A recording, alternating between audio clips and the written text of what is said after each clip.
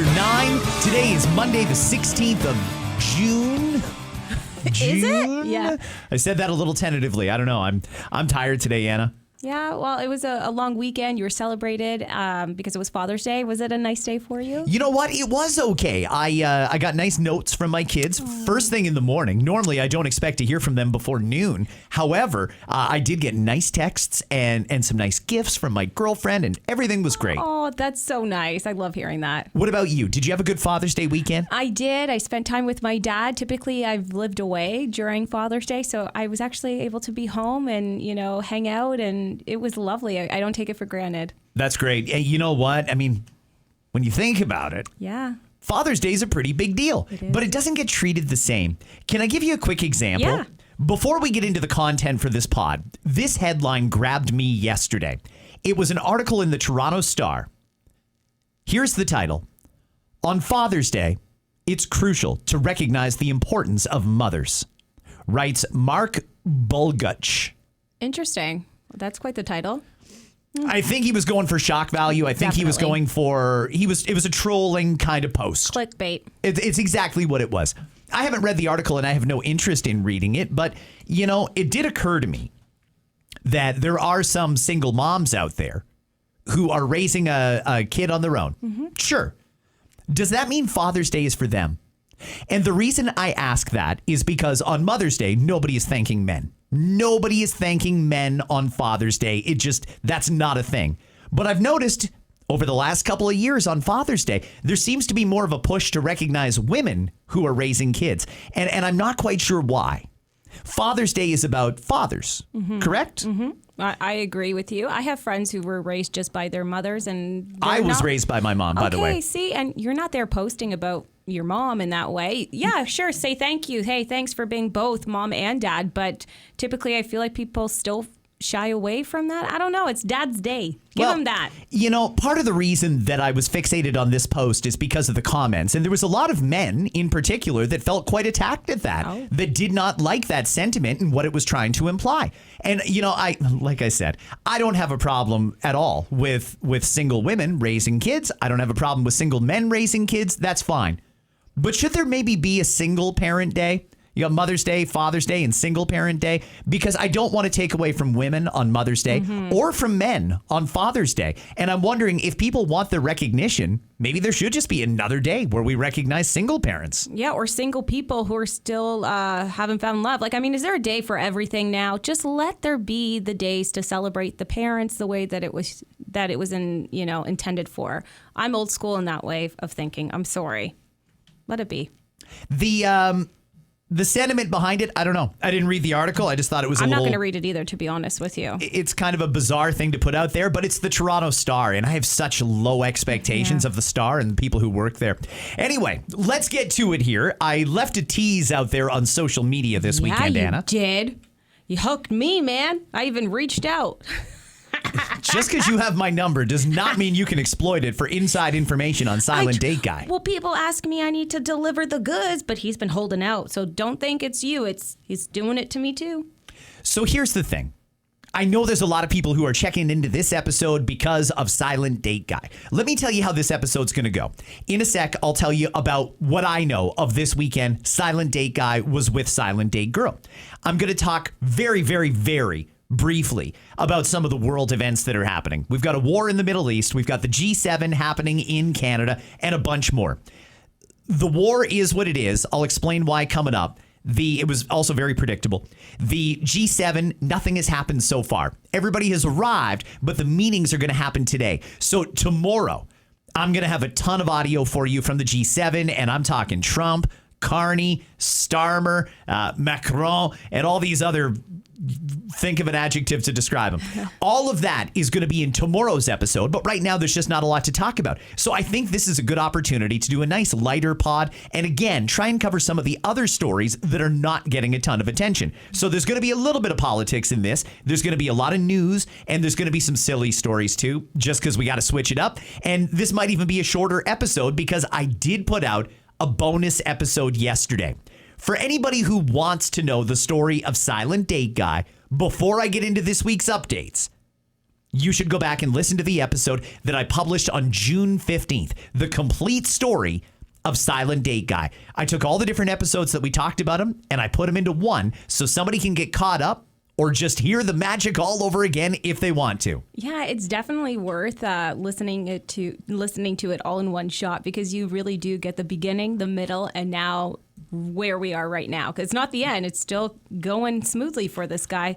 And I, for one, can admit I was wrong. I'm shocked that it got to this point. Are you? I am, actually. I really didn't think that a silent date with a woman who ended up bringing her kid would turn into a multi-series show in my mind.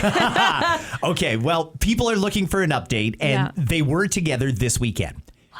She reached out to him late last week and said, "Hey, plans this weekend?" He said, "No, I don't actually. Would you like to get together?" She said yes. Wow. She gave him an address. Just an address. Just an address. See you Saturday. Oh my gosh. Can I ask you, does he leave his schedule open just in case she writes him? He just happened to be off this weekend, and he doesn't have anything going on. Okay, well, that's convenient then. So he decided he was going to go. All right. I don't blame him. The last couple times they've gotten together on the weekend, it turned out to be like a freak off. It was just like a nonstop sex-charged weekend. Yeah, and he got gifts in addition to sex. He got a watch and some cash that he turned down. So the $100 thing still makes me laugh. So oh my good. God. So I know there's people who tuned in because they want the update from this episode. Yes, so please. I don't have all of the details yet. Normally him and I will debrief on a Sunday, sometimes a Sunday night, maybe even a text message on a Monday morning. But I don't have anything from him so far. Oh, man. Other than what I learned before he went and while he was there, because he did text me a couple of times from there. I love that. He went to her house. Okay, so that's the address. So she sent him an address. Turns out it was her home. Is that a weird thing if she just sends an address but doesn't say come to my place? Yes, but everything about this woman is weird. So this is very much on brand at this point. And I love that he didn't question it. He was just like, sure, let's just see where it takes me. So there were some other people there. She was having a bit of a gathering. So he met friends? He did meet some friends. Oh my gosh, this is getting serious. Is it? Well, if you're meeting friends, and see, this is where I'm interested in, I'm confused because she doesn't want a relationship. But typically, if you're bringing somebody around friends, doesn't that mean you're... Let me correct you. It's not that she doesn't want a relationship. She doesn't want the mundane, day-to-day, Monday to Friday. What are you doing? What would you like for dinner? What do you want to do this weekend? She doesn't want the small talk. She doesn't want all the stuff. She just wants to live her life. But on the weekend, she wants to go out, have fun, live her life, and probably have a partner to do it with. Okay, so silent date guy is weekend boyfriend. That's fine. Maybe. Yeah, I That's assume cool. if there's a function throughout the week, yeah. he'd be at least in the rotation to get a call, but I don't know. But weekends are his. I love it. He shows up. There's some friends there. Was he surprised? Yeah. So here's what I know so far. He got there and there were other people there and he didn't seem too concerned about that. He was looking for her. She came out, big hug in the driveway. Come on in. I want to introduce you to some people. Can I ask you, at that point, did he realize that that was her home, or did he just think, I'm just going to somebody's place? He asked her. He said, "Is this your place?" And she's like, "Yeah. Yeah, it is." Oh, okay. I'm going to save what this place is like for when I do the whole story about this weekend, because this place has got some features, Anna, that I'm jealous of. Really? Yeah. Okay, I want to know now. I hate waiting. I know you do. I know I hate it. Okay, what else? Tell me more at least. She's got a beautiful place and she did have some friends over. So she's taking him around, introducing him to a couple of different people, and they were just sitting in the backyard having a drink and stuff like that. Okay, normal things. One of them, and I'm really shocked at this, is a pretty major celebrity. So this woman's friends with a celebrity. Like it's nothing. One that we know of. There might be more. I don't know. Who is this person? I'm just, her story just keeps evolving. And You have no more questions about the celebrity? I wanna Just she know, knows but- the celebrity, so Yeah, she but- must be... she must be cool. I don't know if you have some sort of connection, like maybe she has money because she's invested in some people's careers. Like, who is this person? Is it like a Mandy Moore? Is it that kind of A-list? would you say? Because she's been in movies, she's been in very popular TV shows. No, I didn't say TV.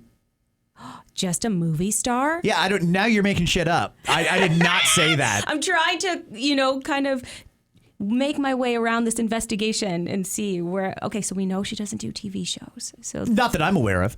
Oh man, this is a person who has definitely been in movies. I'm wrestling with. I was talking to my girlfriend about it last night, trying to figure out, would she be an A-list actress or is she like a high-end B-list actress? Ooh. Either way, you would probably know exactly who she is if I told you. Okay. He did not.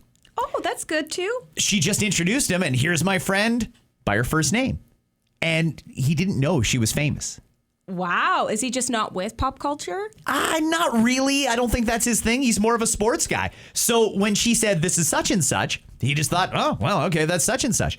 It wasn't until they were having drinks and dinner and all this sort of stuff that it came out. I think he actually asked her at one point, what do you do for a living? She's like, well, I actually live in Hollywood and I'm an actress. I make movies. Oh, wow. Is she a Canadian actor? Now lives in the U.S.? I don't think this girl is Canadian. Okay, so that eliminates Canadian actors. Okay. Ooh. And I feel like that probably earned him brownie points. Like, oh, he's not into that kind of lifestyle. Like, he treats them like a regular person. One of the things that I've always been a fan of, as someone who doesn't like a lot of attention, there are some people who sometimes get excited when they meet me, for example. Yeah. I'm not about it. I am just so low key. I just want to fly under the radar and be the guy next door. That's my thing. Yeah. And I love it when people don't know who I am. Yeah. If someone introduces me like, hey, this is Scott Fox, and they look confused, I think, perfect. Okay, I don't have to worry about anything here. And she was probably the same way. She got introduced to this guy. Wow. And he doesn't really know who she is. So she can be more herself and not have to worry about stories getting leaked to TMZ and stuff like that. It's true because he really just doesn't care. He's just there to have a drink and, see where the night takes him. You know what I mean? I do think, though, that if people knew this celebrity was in town this weekend, they would have been pretty impressed. Oh, my gosh. Who is this person? You're killing me. But it's probably for the best that you don't tell me because I don't want to hang on to a secret like that. But you could tell me if you really wanted to. I mean, you don't have to, but it would be nice. I think it's better if I don't. To be honest with you, I really like the anonymity of this story. And if you guess, but I don't see myself telling you. Fine. And I mean, I don't even know who Silent Date Guy is either. Like, he could be somebody who walks right beside me. I wouldn't even know. But he's a celebrity in his own right. I think he's coming to my apartment on Saturday. Really? Yeah. I'm going to be there. Oh. Okay, I am so excited. Now I am having a plan formulated in my head for Saturday. I should clarify, my apartment is not my apartment. Yeah. It's a nightclub that used to be in Mississauga, Ontario, and it was there forever. It closed down several years ago, and it became an event space. For one night only, we're turning it back into my apartment this Saturday night. And it's going to be myself, DJ Danny D from Z1035 and the Drive at 5 Street Mix, DJ Splinter, DJ Euro, DBG. Like, there's a whole list of people that are all going to be there. Danny Fernandez and Joey are both performing live on Saturday. So cool. And it's going to be an older crowd. People message me all the time. Scott, where do people in their 30s and 40s go out? And I don't hate that question because I think people in their 30s and 40s are the last generation that went clubbing. I don't see it happening very much with the 20-somethings these days. And when they do go out clubbing, it seems very much like you're either spending hundreds and hundreds and hundreds of dollars buying bottles or you're on something and you're going to nurse one beer for the entire night and just listen to music that you don't know the words to. You're so right, though. We are the last decade who, wore the heels, the dress shoes. You couldn't get into the clubs if you weren't wearing proper attire. I think that when clubs started letting running shoes in, when they stopped enforcing dress codes, I think that that's when clubbing kind of hit the hill. Yeah, I'm with you on that. There used to be something to be said about getting dressed up and going to the club. And sure, have your drinks. And this was before you could even get a bottle at your table. You're right. You had to just go up to the bar if you wanted a drink. Imagine that. You would socialize with people waiting at the bar. It was a whole process that worked for decades. And then all of a sudden, one day, somebody said, you know what?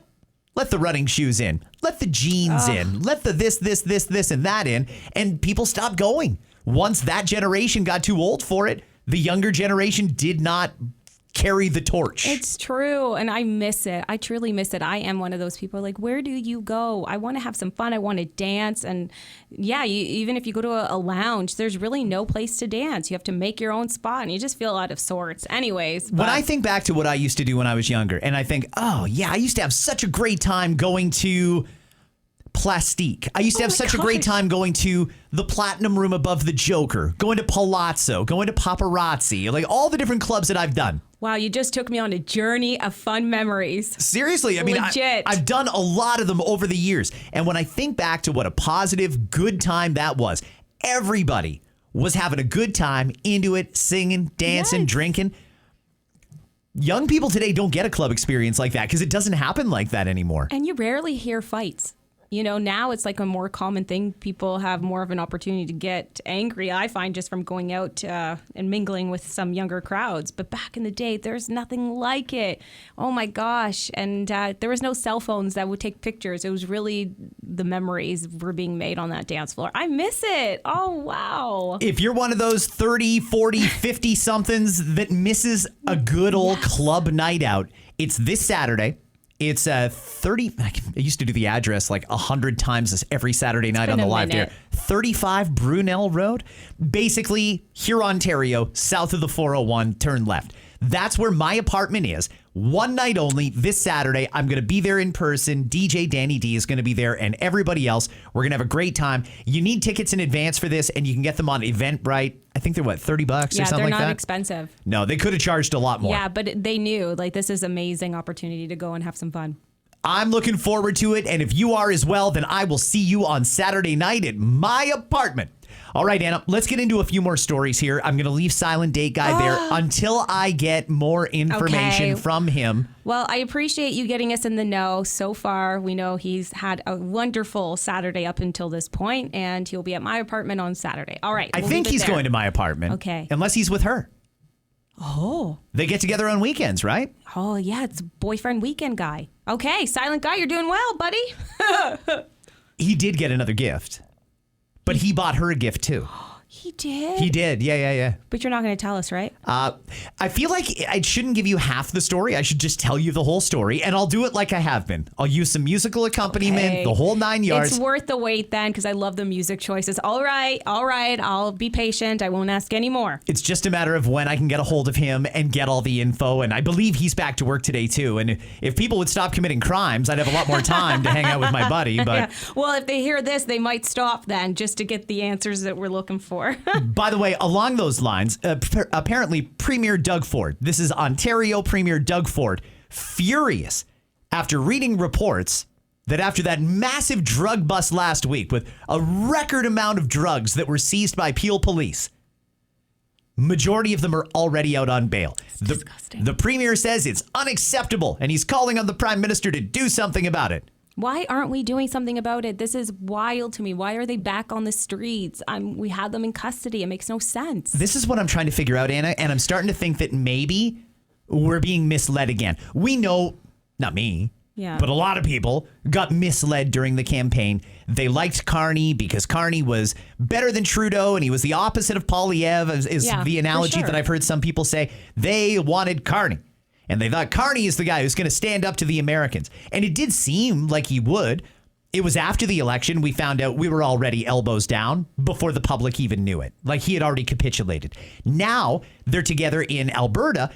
He's with Trump this morning as we record. They're having a meeting. No reason to think a deal isn't coming. But one of the things I've heard about this deal is that the Americans will get first right of refusal on all Canadian minerals and resources. First right of refusal. Okay, wow. In other words, if we want to sell our oil overseas, we have to ask the Americans, is it okay if we sell this to India? And if they say no, we'll buy it, then we have to sell it to them. Oh my gosh. Wow. How exactly is this making us independent from the Americans? It's certainly not. That was a gift on a silver platter to Donald Trump. He wanted to win. You didn't just give him a win. You gave him the championship. No doubt. And of course he's going to be like, no, we want it first. But they want everything first. It's a control thing. Of course. Think about it in the grand scheme of things. Oh my gosh, they want the power, and that's another way of having power over us. It's the ultimate power over us. We couldn't even sell it overseas if we wanted to. No. If that's in the deal. Mm-hmm. We'll wait and see later this week. But I'm really becoming concerned that this government is say whatever you think people want to hear, but then just continue doing whatever you want.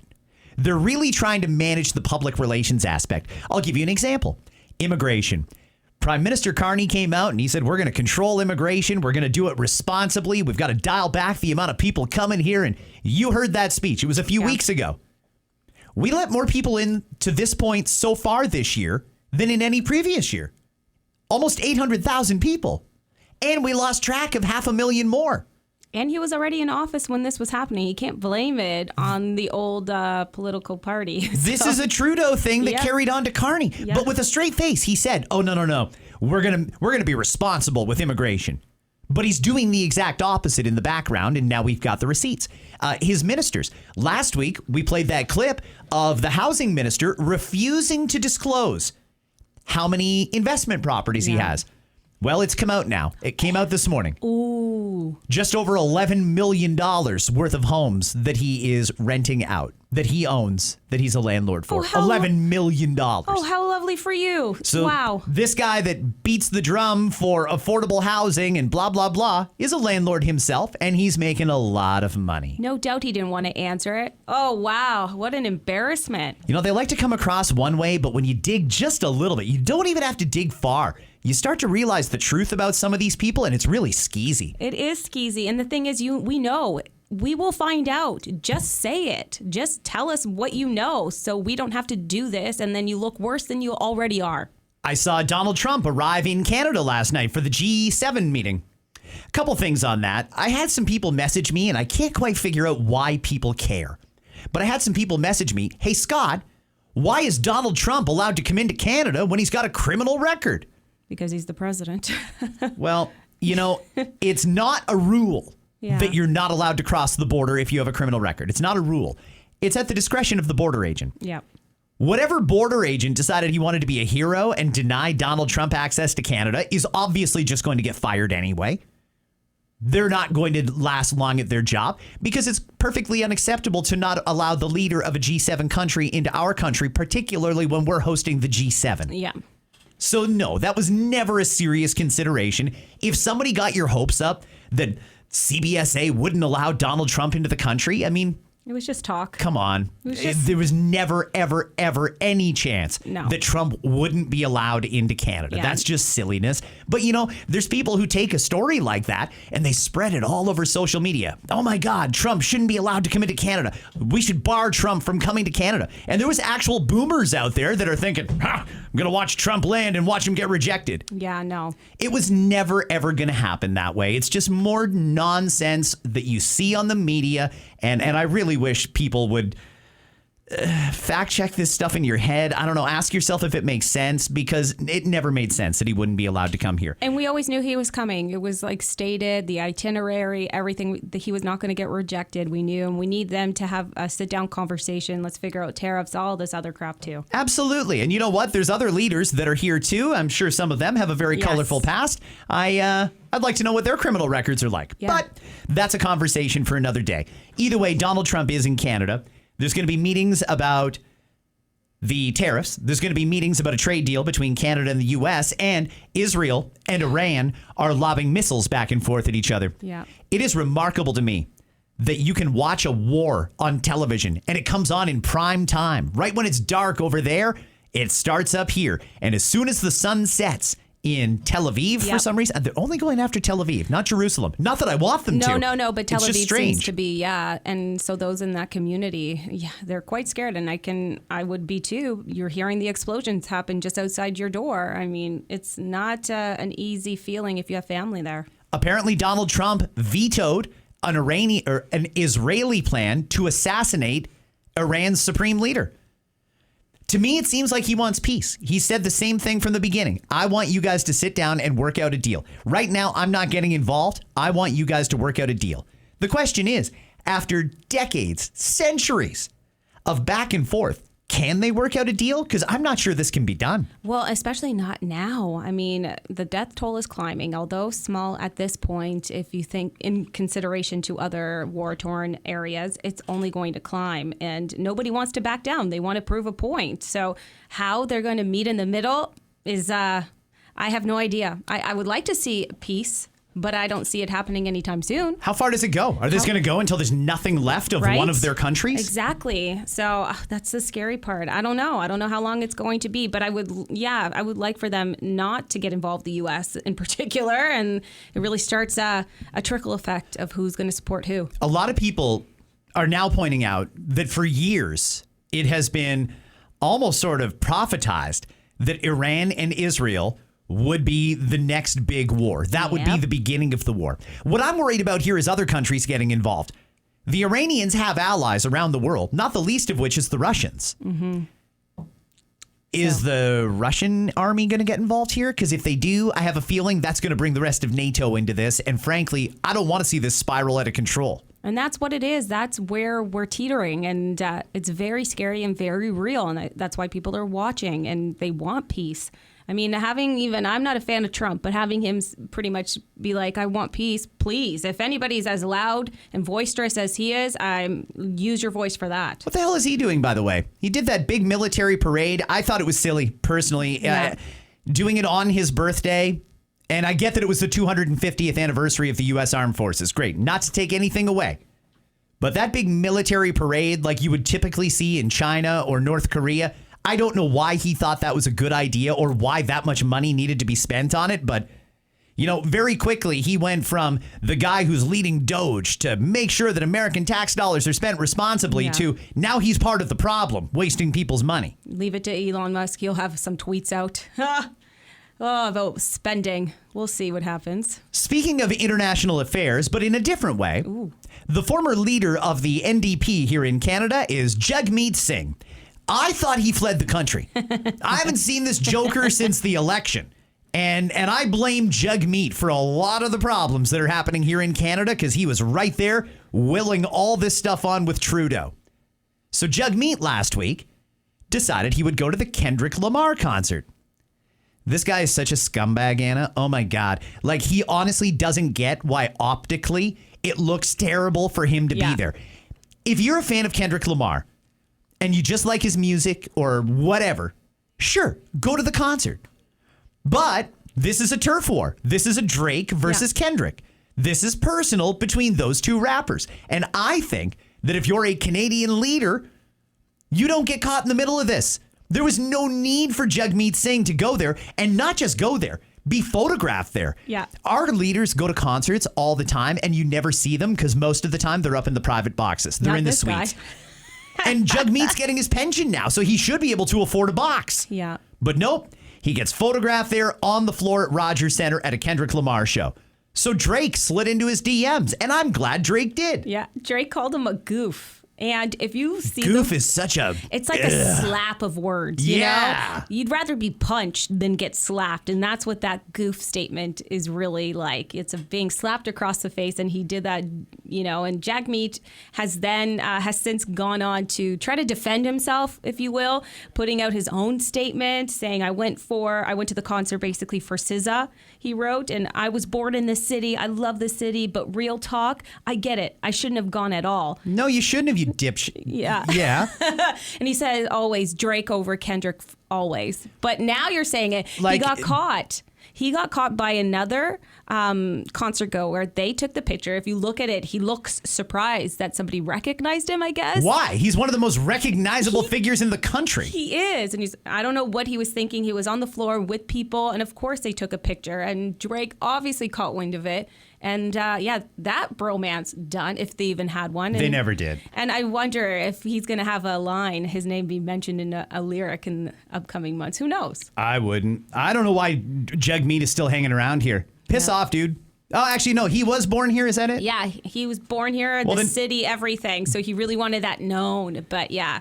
Just go away. That's my advice to Jagmeet. Go away. You've done enough damage to this country. You've hurt enough middle-class families. Your job is done. You got your pension. Just F all the way off. Stay out of our lives, Jagmeet Singh. But he went for SZA. Don't forget. It was SZA, not Kendrick. Yeah, you know, I really like SZA. I think SZA's a generational talent, but I still was not going to a Kendrick Lamar show. Yeah. It's just not a good look. No, it looks bad. Hey, if you really want to go see a Kendrick Lamar show, go to one in the States, not in Toronto. Yeah, where people are going to photograph you. Like, give me a break. It's just a matter of time. People were looking for something like that so they can put that out on social media. And he gave them the tools right there. You know that this was not necessarily a smooth trip for Kendrick. There had to have been some pretty serious concerns for his safety. The motorcade that took Kendrick Lamar from Rogers Center to his hotel and eventually to the airport was longer than Carney's motorcade. Oh my gosh. Well, I mean, it's Drake's turf. Of course, it's his hometown. You know, people are watching, and he's been dissed. He played the diss track at the Super Bowl halftime show. He doesn't care. So, yeah, it's interesting. I'd love to hear from some people in Calgary today. How you doing, Calgary? The G7 is out there in Banff, and the amount of Marines, the amount of fighter pilots and such that are gathered in Calgary right now to protect their various leaders. It's not just to protect Trump. Macron's got a security detail. Starmer's got a security detail. Everybody. They all do. But the U.S. is next level. Those Osprey helicopters that they've got. I watched Marine One, the helicopter that takes Trump to places that Air Force One can't land. Ooh. I watched it take him to Banff, and he was surrounded by these Osprey. It's kind of a plane, kind of a helicopter at the same time. Cool. Really neat. Yeah. And I got to think that if you're in Alberta right now, you're probably seeing some wild stuff around you and in the skies. They always go next level just for the president. When it's the entire leadership of the G7 and the European Union in one spot, they've got to be taking this one real seriously. Absolutely. And it's going to be the quietest it's ever been in Alberta in terms of crime, because nobody's committing anything with you. You have that much power sitting around just waiting for something to happen. I'm just saying. Let's get into a couple other stories. By the way, if you have a Keurig coffee maker and it died this week, just so you know, there's something weird going on with Keurig coffee makers. The one here at the radio station died on Thursday. Yep. Mine died last night. Anna's also died this weekend. It was wild. You know, it's too much of a coincidence. If you had told me, there was a major solar attack or something like that, it was solar flares that took out all the coffee makers, I'd believe you, because there's no other explanation for why so many of them are going. Another one, too, is we asked on our radio show today. Yeah. If you have a coffee maker that just started acting weird recently, could you let us know? 3-4 more people texted in. Legitimately, all within the same time frame. Something's up, Anna, and I think we discovered it. I don't know what it is, or if this is like an Apple-style thing. You know how Apple slows down everybody's phones when a new one's coming out? Maybe Keurig's got a new coffee maker coming out, and they can remotely control it. Or they set it to self-destruct in June 2025. I don't know what it is, but there's something weird about the Keurig coffee makers. You're right, though, and I wouldn't be surprised, honestly, with technology these days being like, well, it's time. And it was in great shape. It had no reason to just die on me like that. So, and I tried to fix it, but I had to get a new one. I wasn't happy about it. Great article in the New York Post today that says sperm donor Ari Nagel officially retired yesterday on Father's Day. He is a New York Community College math professor who has fathered 176 children, with 5 more on the way. What? That's a lot of kids. That's a lot of goods he donated. Not really. What? To have almost 200 kids out in the world? You can get more than one kid from a batch. Yeah, if you rub true. one out, I mean, there's millions of sperm in there. Yeah, these soldiers, they're the ones that stuck. Okay, I get it. So, wow. This is a little weird. Please. So you like being the father of 181 guys here, do you, Ari? Okay, well, let's find out about him. 50 years old. Girlfriend is a 22-year-old woman who apparently has no interest in having kids. Can you really make that decision by 22? No, because you are a kid still. Yeah. Really? Yeah. Like, what do you even talk about at 22 and a 50-year-old? I don't know. I don't get that either. I find that gross. I agree. Thank you for saying that, because not a lot of gentlemen will admit that, and I appreciate you saying that. Ari pays $50,000 in child support to 5 women that he donated to in his early days. Wow, you don't hear about that often, that they pay child support. Usually it's just transactional. Usually, however, before the paperwork got as good as the paperwork is now, wow. there was people who challenged it. Hey, it's your sperm. This is biologically your kid. You owe child support. And the court actually sided with the moms, even though the guy was just making a donation and it was completely anonymous. So I think they've covered that up or cleaned up that legal end. In any case, he does pay $50,000 for that. He has 13 sets of twins, Whoa. 5 marriages. One of his kids was even born in prison. That's okay. I mean, if mom different. commits a crime while she's pregnant, the kid's going to be born in prison. I mean, yeah. What a story the kid would tell him. Born in prison, my dad came from a sperm bank. Cool. Do they tell you at the sperm bank how many other kids that donor has? Yes. That's what I'd like to know. Because if I went in there, let's be honest, I'm not going to go into a sperm bank. Anna, if you went in there, you might want to know if your kid that this guy is going to donate to has 181 siblings. Well, Scott, I've told you this before. This is something that I'm really interested in pursuing, having a child on my own, which then means going to a sperm bank. So yes, I would very much not want to use this guy because of how many kids he has out on the world. Usually they have between 5 and 10 at the very most. So it scares me, the fact that he just kept donating and these banks still allowed him, knowing that he had all these kids. I mean, that's too much. Those kids will run into each other at some point, especially if they're in a community close to each other. It's got to be a serious concern. Yes. That's no joke. It's scary. And they say that you're really drawn to a sibling even if you don't know that they're a sibling. And that's where you hear sometimes these kids fall in love. And it's gross. A Nashville, say that again in English. A Nashville man who recently was robbed of his $30,000 Rolex says it happened when he met a woman on Broadway. The victim, who wishes to remain anonymous, invited the woman and her friend back to his apartment. He placed his Rolex under his hat and went to the bathroom. When he came out, the 24-year-old had taken the watch and fled. Cops caught her a block away and charged her with felony theft. Oh my gosh, they actually caught her. They moved fast. Yeah. What? I find that when you walk around with a $30,000 watch on, the police pay a little more attention to you. Yeah. You have a little more cachet when you phone 911. Oh my gosh, yes. And it was real. I'm like, oh, is that a Rolex? Ooh, nice. But the fact that she was like, go to the bathroom, I'm waiting my moment, and then took off. Wow. I can beat it.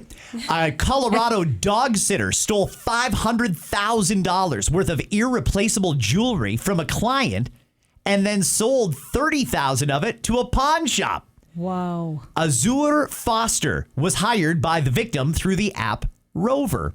The victim called police after a diamond necklace and some bracelets went missing. Foster was charged with felony theft. So also got caught. I'm happy they're getting caught and justice is being served, but wow, and to sell it to a pawn shop and make $30,000. Good luck getting that back. What's going on at pawn shops lately? Because I feel like there's a lot of home invasions, there's a lot of robberies. Is it not red flaggy for these pawn shops that people are coming in selling a whole bunch of jewelry and stuff now? Or is it to be expected because of the economy being so bad that people are selling off their jewelry? That, and also with boomers, people are dying as well and they're having estate sales. And some people are like, I don't need all this jewelry. I could really use the money. So there's always ways around to make a story sound more legit. A woman in Japan recently got home from work, walked into her home and found her boss lying in her bed in only his underwear. The woman called police right away. Investigators are looking into how this guy managed to gain entry to her apartment and if any surveillance devices were installed. The boss told the cops he just likes his employees and he wanted to get to know her better. Oh, yeah, lay in her bed in your underwear. I guess she's the new boss.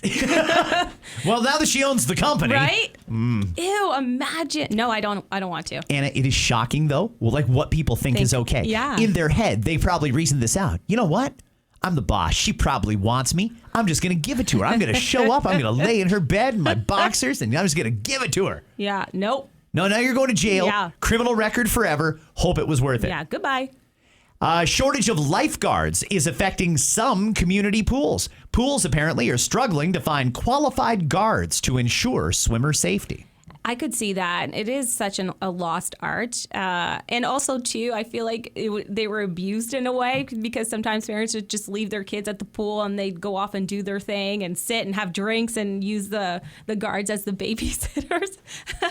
And that's what happened to some of my friends as well. But yeah, I mean, it would be a fun job. I would think so. Right. You're outside. In the tan. There's a real side of being a lifeguard, though, that I don't know if it's for everybody. You know, it's one thing to just stand up there with a little life preserver and keep an eye on the pool. You do have a lot of responsibility in that, for sure. But when it gets into a life or death situation and your training needs to go to the forefront and you've got to step up and save somebody's life, then I think it becomes a little more real. Yeah, and I guess we don't hear about them, thank goodness, so often when it comes to pools and local pools. So to me, it sounds like more of a fun job rather than, top of mind being safe. It's a good thing if you don't hear about it. It means nobody died. Exactly. You would hear about it if somebody did. For sure. Got a great DM after Friday's episode. This is from Jen. She says, I just listened to your Friday DM and I wanted to share a story about young kids buying a house.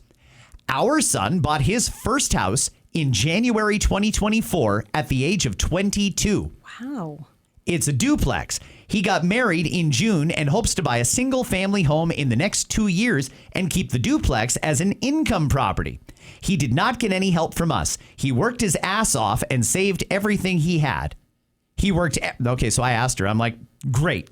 Very good, but this is not common. No. For a 22-year-old to just be able to buy it. How much did he work? I mean, what was his summer job that at 22 he could buy a home? And if you missed that episode on Friday, it was very simple. Young people can't get ahead in Canada. No. They can't. How do you save a down payment? You can't anymore. It takes 25 years to save up for a down payment in order to get a 25-year or 30-year mortgage. Wow. It's just too hard to get ahead. So I asked specifics. I'm like, how did he do it? She said he didn't get any help from us. He worked his ass off and saved everything he had. He worked every summer since he was 16. And his last semester of high school, he worked most of it as he only had 3 classes and only needed 1 credit. When he graduated, he got signed up as an electrical apprentice and was licensed at 22. He invested his money and did well. Okay, unicorn. That's different. I mean, good for him, but that is not the norm. A duplex in Cambridge is going to cost you at least $600,000. If you're lucky. If he bought it in the last 2 years, I'm going to suggest it was probably closer to $700,000 or $800,000. Yep. That's about $140,000 down payment.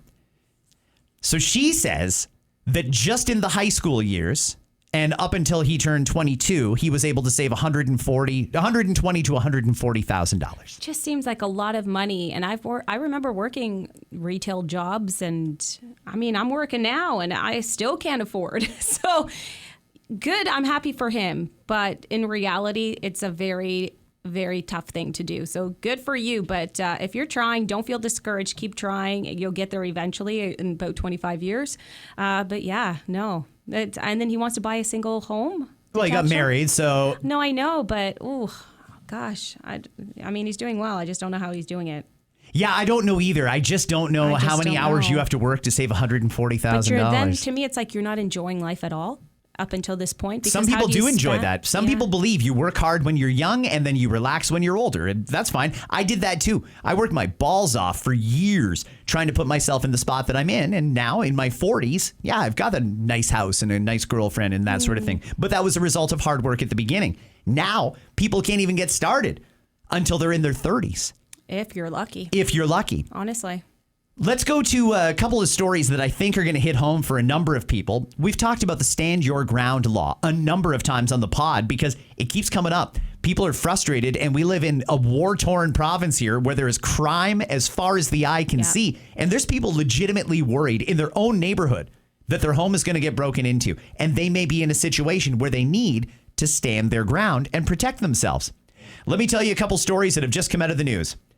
A Houston Advance Auto Parts employee recently fired for apprehending a shoplifter. He got fired. Greg Pinson saw a man stealing and took action. He was terminated by the store for, quote, being rude to the customer. Greg believes he did the right thing. Yeah, Greg. I mean, to get fired, what a slap in the face. He was protecting the company. He was protecting the company's assets. But for whatever reason, Advance Auto Parts thought that was rude to apprehend somebody who was stealing from them. Wow, wouldn't be shopping there going forward, I'll tell you that much. I would be supporting this guy who put his life on the line, truly, at the end of the day, because you don't know what people have on them, to help save a company that pushed him out the door.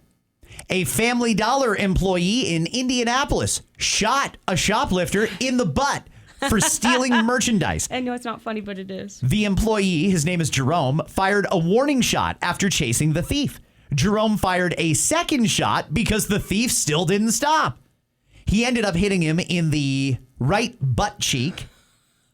Detectives went to the Family Dollar store where Jerome told them he needed to get the merchandise back. He was charged with battery and criminal recklessness. Oh my gosh, again, he was getting his property stolen. He works hard to have a facility where he can sell items to people and not have them be stolen in front of him. He was just doing his due diligence. I'm happy nobody really got hurt, but that guy will think the next time he sits down. Did you watch any of the U.S. Open? I didn't actually, to be honest. I usually am a big golf watcher, but I didn't see it. How about yourself? Yeah, I watched some of it. It was weird. I was doing some stuff in the backyard yesterday. Yeah. And the U.S. Open was on. What I didn't know is that it had gone into a rain delay. Now, you'd think at CBS, one of the most legendary and iconic broadcasters in history, they would have a contingency plan for if there's bad weather during this live sporting event. Nope. They went back and started replaying the U.S. Open from 2008.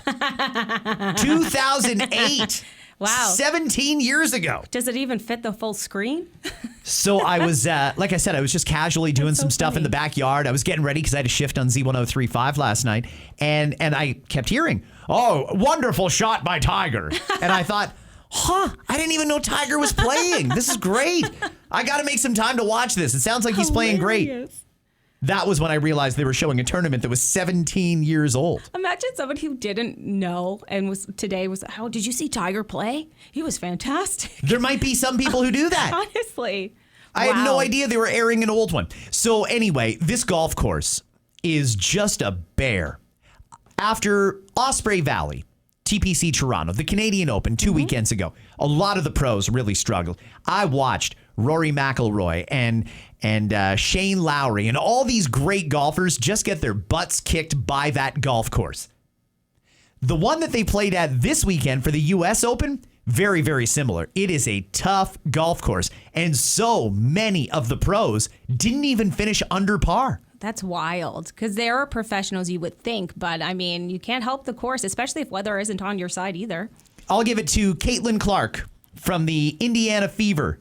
Yes. The basketball team. She's a great player. She's so good. She had a hell of a weekend. She got like 9 points in 5 seconds or 5 points in 9 seconds. It was unbelievable. She was nailing 3-pointers from almost the half the other night. She has helped women's basketball beyond measure. I know. It is so good what Caitlin Clark does. Honestly. So she, I think, had the best tweet with regard to the U.S. Open. She said, I don't get it. Is Oakmont even fun?